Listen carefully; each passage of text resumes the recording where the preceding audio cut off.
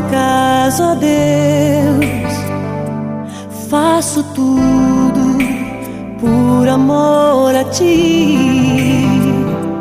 Minha vida, minha casa, meu trabalho, minhas posses, como oferta, tudo isso te entreguei.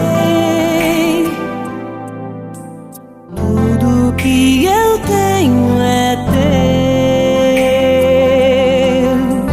tudo que eu tenho é teu.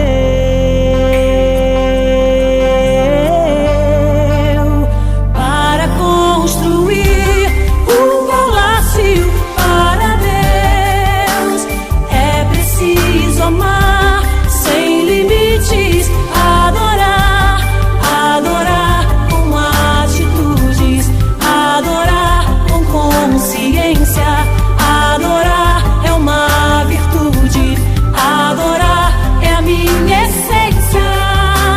Para construir um palácio para Deus é preciso amar sem limites, adorar, adorar trazendo ouro, adorar trazendo a prata, adorar trazendo tudo para erguer a sua casa, um palácio para Deus,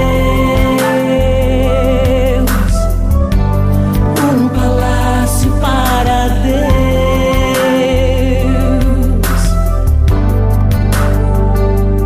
Porque amo tua casa, ó Deus, faço tudo por amor a ti.